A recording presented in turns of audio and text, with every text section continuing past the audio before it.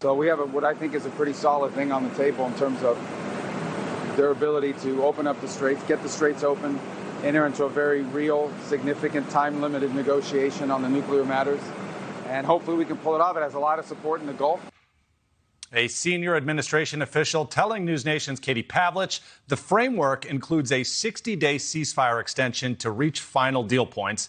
It would reopen the Strait of Hormuz and clear it of any mines. It would also require Iran to give up its nuclear dust. And the United States insists that Iran gets nothing until they deliver. Joining us now, retired U.S. Army Brigadier General Shawn Harris. Sir, good to see you. Good to see you, Alex. All right, so senior White House officials telling NewsNation this potential deal ensures Iran won't have any nuclear weapons, opens the Strait of Hormuz, and then also adds some accountability, assuring that if Iran doesn't actually live up to its end of the bargain, it won't get anything. So essentially, I'm looking over all of that. On paper, it really sounds like everything that's on our wish list. Do you have any concerns that maybe it's too good to be true? Well, I would say this, until we actually know exactly what's in the framework and see the final product, it's anybody's guess. I would definitely say this. We need to be patient and move very slow and not rush into something, because when we start trying to rush into something, that's when mistakes are made. And then that's when people can actually get a misunderstanding. We get back into a kinetic conflict. Yeah, you're echoing what the president said. He's not rushing into any sort of deal. Okay, back to what the senior official told Katie Pavlich. He said that this is essentially trust but verify on steroids. I like how he put it there. But essentially, no dust, no dollars. They said that it all comes down to accountability here. So how important is that aspect, to have a plan that's in place that doesn't give too much before we get what we're asking for?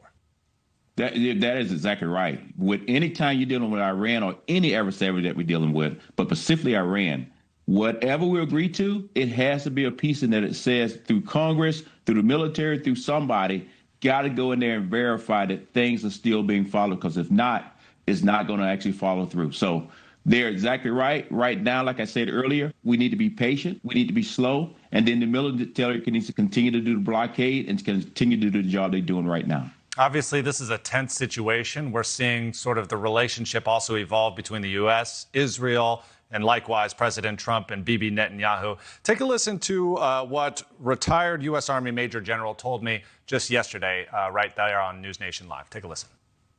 Israel really has and I hate to use this pun, but trump card here, because they can torpedo this entire agreement simply by continuing to attack Lebanon.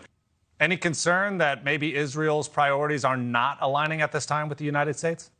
Well, I would tell you, my last assignment, I was the defense official there in Israel, and my esteemed colleague there is exactly right. This is what makes this is so hard to get figured out, is that if Israel attacks Lebanon, this whole deal falls apart. So it's a lot of different moving parts. I was glad to see that the president and the prime minister had a conversation yesterday.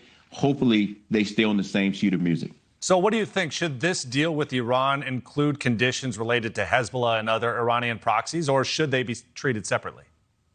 I think it should be all in one. But at the end of the day, that's going to be left up to the negotiators of actually what gets into this framework. And if it's in there, great. If it's not, we're going to just deal with it on the back end. All right. Brigadier General Shawn Harris, thank you very much for joining me this Memorial Day. Thank you.